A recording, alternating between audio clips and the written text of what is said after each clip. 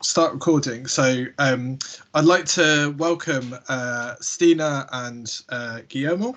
Hopefully I've pronounced both of those names right, but correct me if not. From Boundaryless, who have been really pioneering the development of platform thinking. The word platform is kind of like used and abused in many ways in different articles to mean just about everything and nothing, and like what platform, the work the Boundaryless have been doing around platform design is really codifying it, making it practical for people, for all kinds of different organizations and sectors, and really doing that deep research and work with people from different sectors who are both pioneering in their own domains and as well as people who are learning. They've got a really great toolkit and set of sessions and learning that you can do. I don't want to steal their thunder and talk about their organisation and kind of and the thinking. I'll lead that up to Stina and Guillermo, because they will talk about it much better than myself. But I think, as public services are kind of have been kind of navigating a pandemic, and actually how we think about what kind of economy like we want to kind of help develop with other sectors in our local areas, actually thinking about platforms and what that means it's such an important way of entering into that conversation that maybe we don't have as much in the public sector. But anyway, over to you, Stina and Guillermo. Okay. Thank you very much. I will start with sharing my screen, and then together with Tina, we will go through the presentation. I hope you see everything that you have to see. Yeah. Okay. Yeah, that works. Perfect. Okay, let us start with a small quote by Amina Mohammed, that she's the Deputy Secretary General of the United Nations. And in this quote, she's speaking about cities as the organizing mechanism of the 21st century. And this quote is enabling us a little bit to link like policy making for cities and the mission that we have as Boundaryless, because our mission in Boundaryless, that we are like the releaser of the Platform Design Toolkit, our mission is to enable everyone to participate in the future of organizing by creating open source frameworks and delivering workshop, training, and consulting services to its community of organization, institution, individual.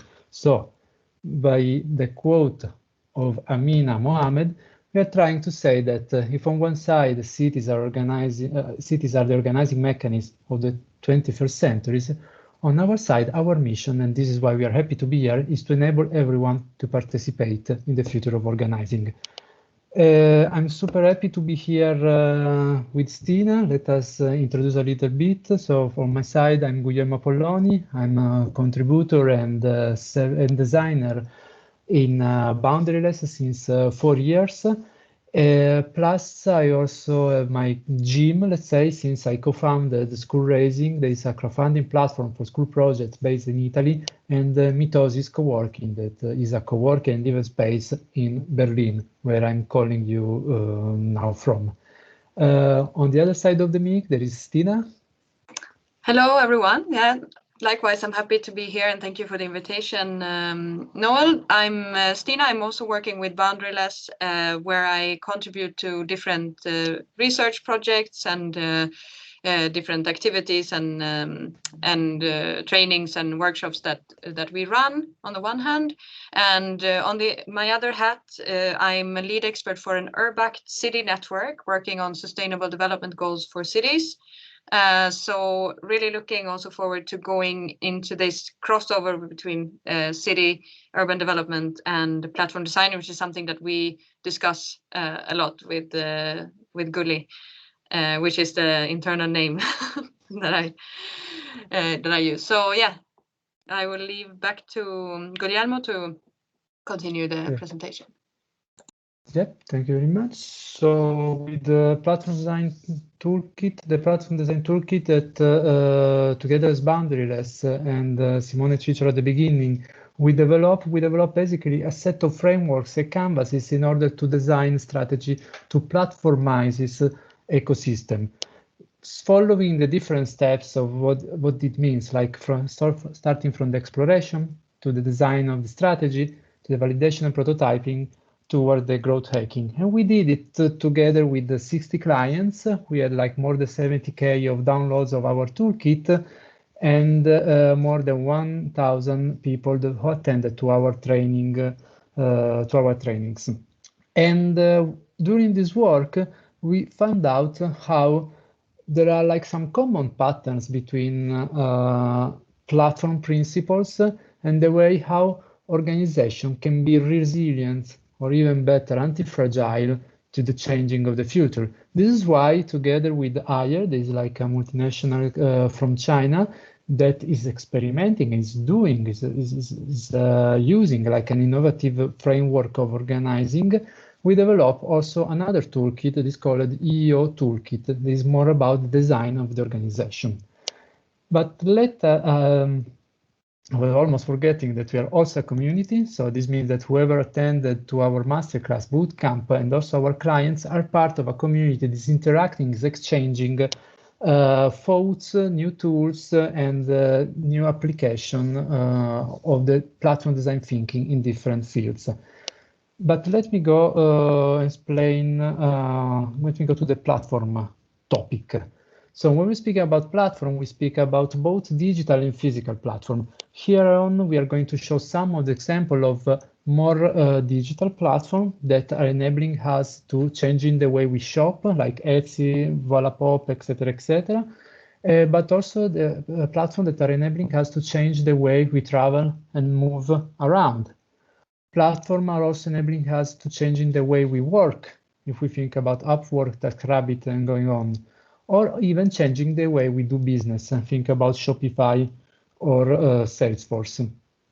Changing the way we participate in civic life. We have several examples from Bologna to Barcelona, but also like the social network that we know that are like changing the way how we participate, how we contribute to the public discussion. And also like changing the way how we respond to crisis in a kind of being kind of like even resilient tools. And nevertheless, also platforms are enabling us to change the way how we access to health care. So platforms are not only digital, or also physical. And why now the platform is so booming out? For this, I leave the word to Stina. So yeah, of course, we just wanted to give you this very rapid overview on of logos and companies that you might have come across, just to really stress this point that platforms are everywhere, but it's because of something. It's not by chance that all these models are popping up. It's happening in this century for different reasons that have been well documented, let's say, in various research, in many books over the last decades. And what we really see is that this is becoming a pervasive pattern in society, and it's changing really the way that we organize. So this is happening because we have, on the one hand, new technologies that are enabling us to organize in new ways. And that is in turn changing how we perceive the world and what we desire from a cultural point of view. So we usually think of McLuhan in this regard, that we shape the tools, but the tools also in turn shape us. And this is something that is very prominent in our thinking. So we have the enablers, the technological evolution that you can see on the top, and then the drivers for this platform revolution that we're going to talk about today in terms of the cultural desirability. And what we mean here is really that people are now starting to expect to find whatever they need whenever they need it, and platforms are really underscoring that trend and also raising expectations to find very specific needs to be met because information is so readily made accessible through platforms, and connections are enabled.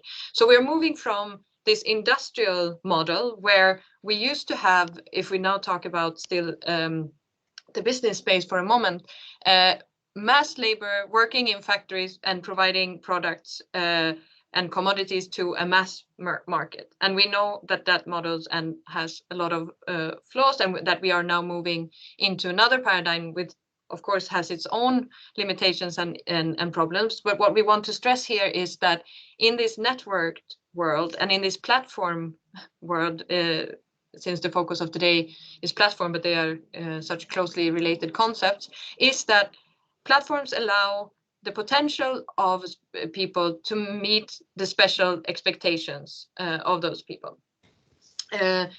So a platform, like Gulli mentioned previously, is a very open concept. And we are thinking about technology, of course, because technology is a very important element of platforms, but platforms can also be seen as a strategy run by a shaper that wants to mobilize and support an ecosystem in creating value. So these are some of the central tenets of our definition. And as we know, of course, the platforms also aim to capture part of this value. So this is really the business model. Enable people to exchange value and take something back, or find that your costs might be reduced as a consequence of enabling others to engage more efficiently. So we have a combination of narrative, technology, rules, channels, context, services, and we are going to go through this in more details in the next part of the presentation. So we have three, let's say, main defining elements of what I just mentioned. One is the business models, and you can also think about this more as an organizing model. So we don't need to get hung up with the word business here, because it's really about the way we organize value, and that's not only businesses, as we know. So the important thing here to take away is that we allow multiple sides, producers and consumers, but we can also think in terms of service providers, citizens, for instance, to interact by providing infrastructure that connects them. So this is where the platform technology comes in. If we take the example of Shopify, for instance, the very basic function is, of course, for sellers to be able to set up their e-commerce services, connect with more buyers. But there is a wider ecosystem here at play, which includes experts, developers, partners, all interacting in order to create more and more value, which is a great news for Shopify, because they can then capture also their share and benefit from things that they are not even really involved in on the very last mile, let's say. So how platforms usually also try to get people to play in their core, to say, is by providing a galvanizing message. So the idea here is that it's really about a pull, creating a pull, and then creating network effects that keep people on the platform. So you need to get to this critical mass, and doing that by offering a sort of a promise this galvanizing message to people in the ecosystem, or actors in the ecosystem. So if we think about Airbnb, for instance, part of their narrative is really that you can earn money organizing your favorite activities. It's part of why you would want to become an experience host, for instance, and because you can then carry out your favorite activities and at the same time earn money, and you can do that in an easier way than you would do if you just went out on the street and looked around for people who might be interested in your activities. So the second example is Etsy. Here we have find things you love, support independent sellers only on Etsy. So you're appealing really to people's both curiosity in terms of finding products, but also this sense of supporting independent sellers. And this is really part of the narrative that they are creating. The third element is that platforms provide a governance structures that determine who can participate, what roles they might have, and really setting the rules of the games by also providing protocols and standards so that everyone knows how to engage and how to move from taking one role and maybe taking another role in the ecosystem. So if we take the example of OpenDesk, and if you are unfamiliar with any of these examples, you can easily Google and find out more information. But this example is interesting also because we have this ecosystem of designers, buyers, and fabricators, and the platform is really providing these rules of how does a designer, for instance, provide the specifications for a certain design so that a fabricator can take that and produce it in a different location from where the designer is based, for instance. So the platform is really providing the language and the shared infrastructure for this to happen. And then the buyer in the end, of course, will get the product that they need where they need it. So that is more or less how we look at the definition through those three components. And now I hand back to you, Guillermo, to continue. Thanks, Tina. Really great to listen to you. Yes, so we can say that in a nutshell, platform is a story that motivates to join a shared context that enables to place, but on the other hand, it's also like tools, processes, and technologies that make possible and one can find again in the shared context that enables play. So we're kind of fan of platform, but like being fan of platform, we can also say that there are no such things as a platform. Let me go a little bit deeper in the platform thinking, how the platform thinking is working, on what platform thinking is based. So normally we are saying that platform thinking is based on two core engines. One is the transaction engines. It is about connecting and reducing the transaction cost of this connecting. And if we think about, for example, the metaphor of city as platform, we can say that when we're thinking about the transaction engine, we can think about what is enabling the transaction to happen.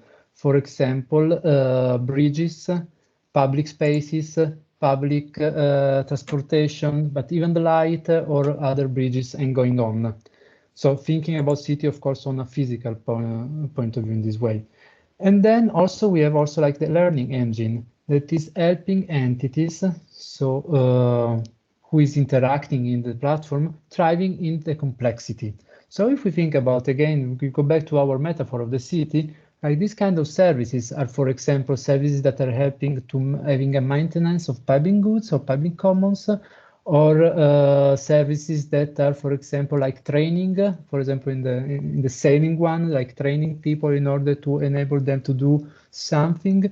Or are like taking care of the values that are inside the platform, for example, like the building of United Nations is doing here in the picture, or even like helping, having like a peer support in order to help you to catch your first fish, and going on in this way.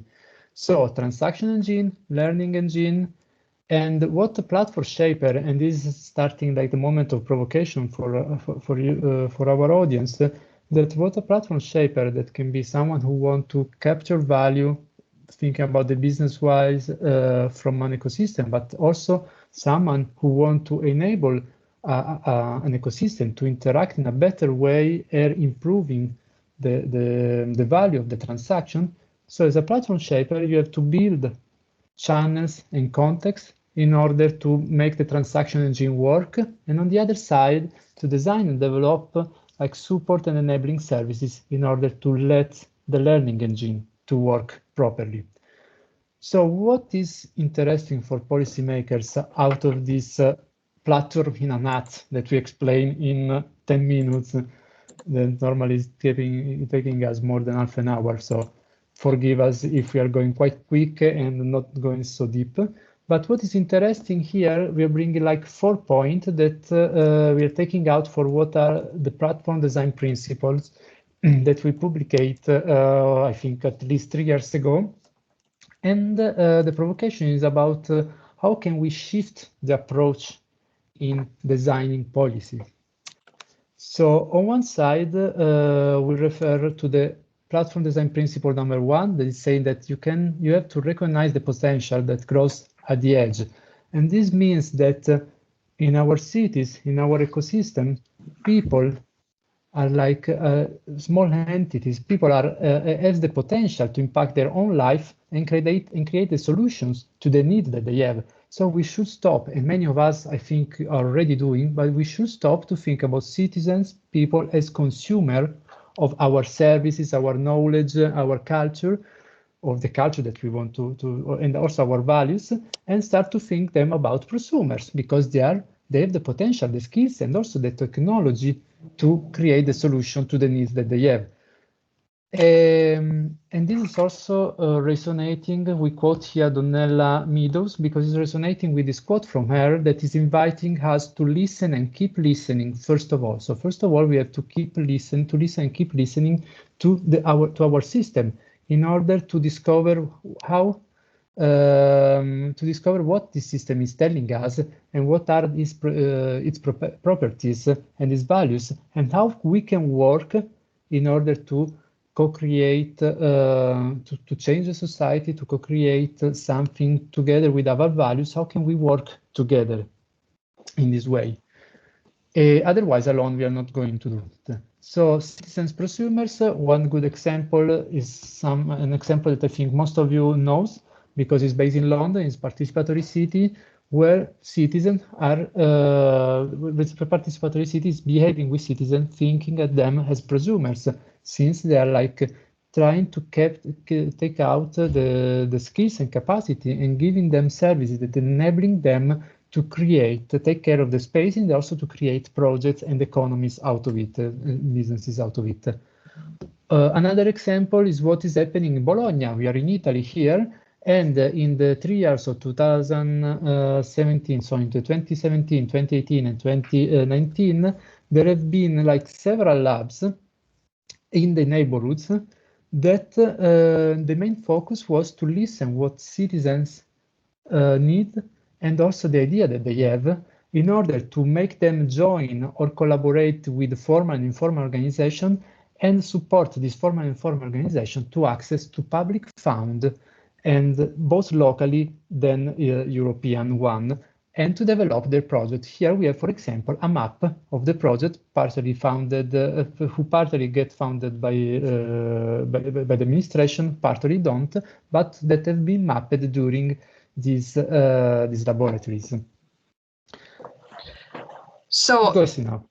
So continuing a bit on the same thread, the third principle of platform design is to use the power of self-organization to provide mass customization. So a lot of words to unpack here, but what is really important here is that as a platform principle, or a principle of platform thinking, is that you don't need to provide everything. And this is something I think for public policymakers is a leap to take in this mindset, and in order to benefit from the power that the networks and the platforms can generate, is to think, help people find each other and let them do the rest. And of course, this is a provocation. You're not going to leave people alone, but the idea is that you provide the infrastructure to help people help each other. So if we think in a business context, it can be, for instance, using technology to let producers connect directly with consumers, and you can go back to the slide, in order to meet the special expectations that we were talking about. And this is really what is in the post-industrial economy, post-industrial society, is that we can now meet those specific needs if we focus our attention, if we open our eyes to new ways of thinking and conceiving. It is now possible more and more to do so. So if we go to the next, another Meadows that we like to cite is that over the past century, in this industrial era, we have abandoned resilient systems in favor of efficient systems. So you recall what we said previously about the industrial mass production, mass consumption. What we now want is to, since we have the technological means in this century, to really come back to creating a more resilient and more diverse system, benefiting from those new dynamics. We have been working some years ago, we as Boundaryless, not Guillermo and myself, with NHS. So that's also, of course, many people in this meeting will have a very close knowledge about this this case. But we worked on a specific project that was working to improve the field of social care, and really to use platform thinking in a way to co-produce a platform that could connect elderly and chronically ill people with volunteers and with social workers in that type of ecosystem. So really trying to maybe to some extent lift a bit the burden from the public organization who often feel insufficient in the time that they are able to spend with patients, and really allow for others who might have time to do so and to get the support through this platform approach. So that's one example. Another fun example from Helsinki that you might have heard about is this dinner under the sky concept, where the city collaborated with a local NGO first to kickstart this. And what the city does is to use the public space, close it off for traffic, put out tables, and then the citizens are allowed to bring their dinner and meet in the public space. And this has further evolved to become the restaurant day, where actually people are allowed to open their houses and cook food and have visitors and so on. So of course, this has some policy and regulatory implications, because you need to maybe provide some adaptation to how you regulate around food consumption in public spaces and so on. So this is just to say that it's a little bit about letting go of control. And another element, the sixth principle, is what we call design for interconnectedness.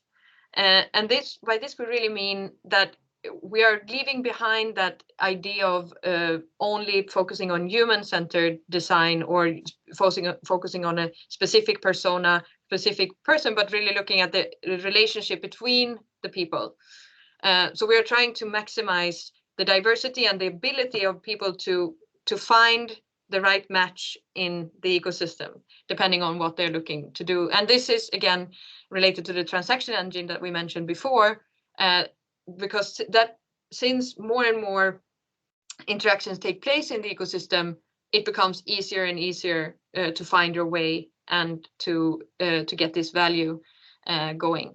So if this is also related to regeneration, we've for instance, captured this in our recent white paper that was released last year, where talking about regenerative economies built on nested fractal relationships across many levels. So this is not to go and switch topic, but just to show that this idea of multiple relationships and enabling them is really at the core of what we're trying to promote with platform thinking.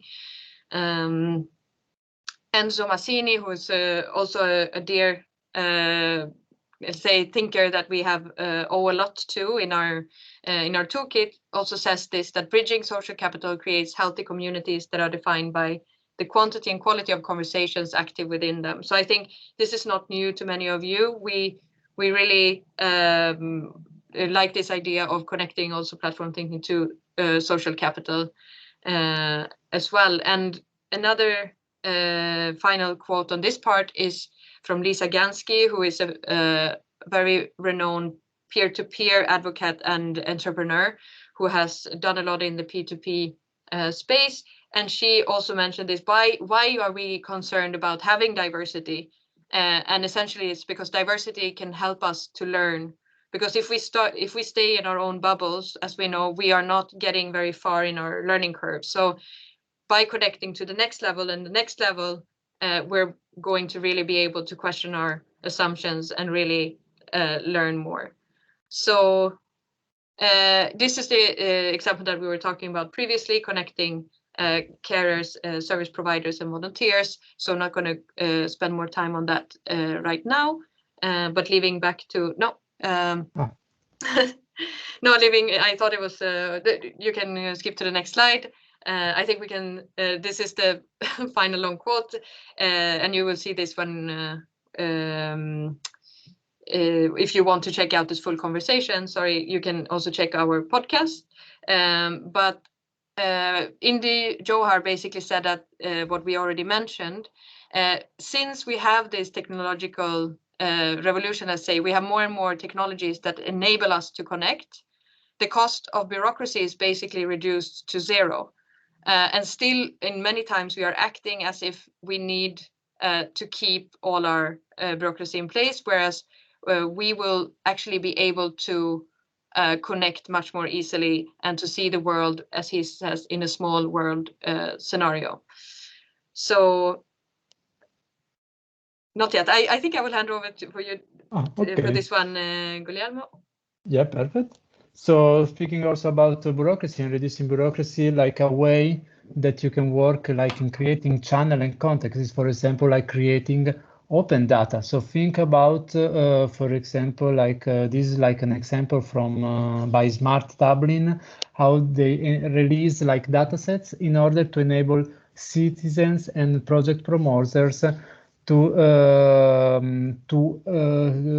access to the data created by data creators. And like accessing this data, you have more transparency, and you are going also quicker in order to develop like solution or being more aware about what is happening all around. And this is like linking it to the bureaucracy quote by Hindi Johar, because think what was happening 10 years ago and even nowadays in many municipalities when you want to access to some data, for example, about the house that you want to build or about the quality of the air that you are breathing or that of the quality of the air of the place where you're going to move with your family.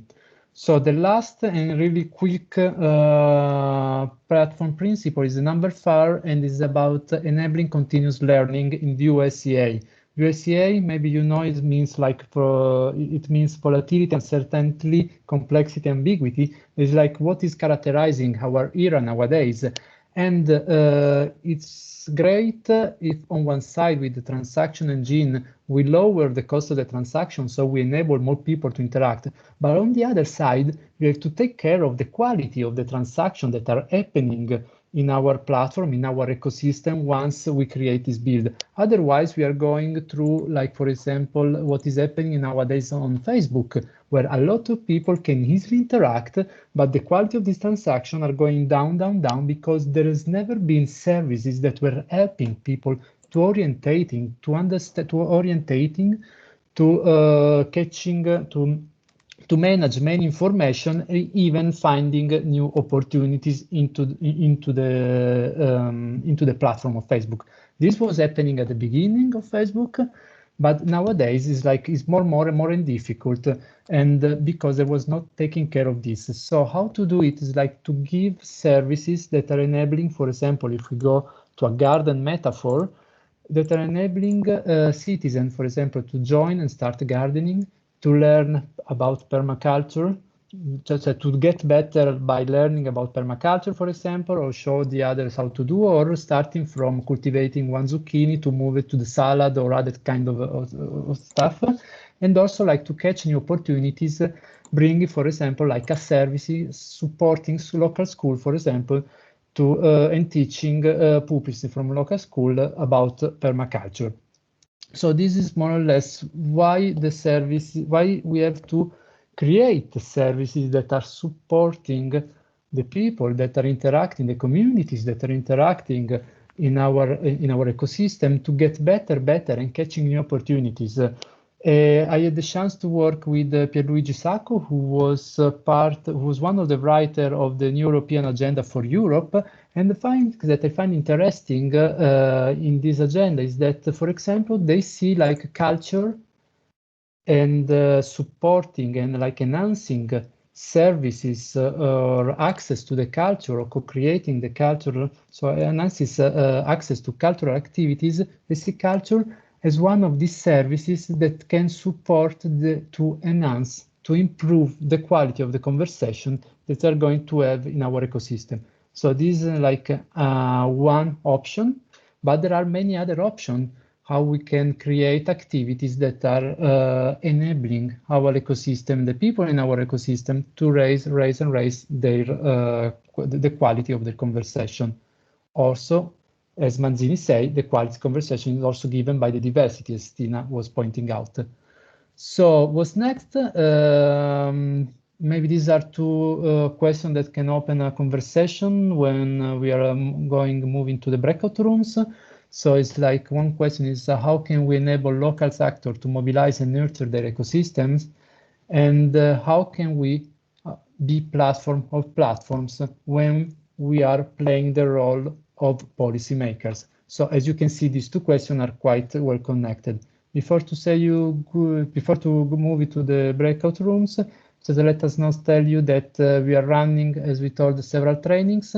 The next one is going to be on June There will be like 6 online sessions of 4 hours each, and it's like a boot camp in order to get in and be able to be a facilitator of the platform design or platform design thinking. So a platform design thinking facilitator.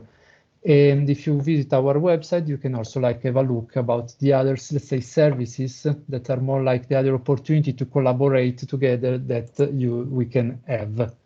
So question time that I think is going to happen in the breakout room. I try to stop to share my screen.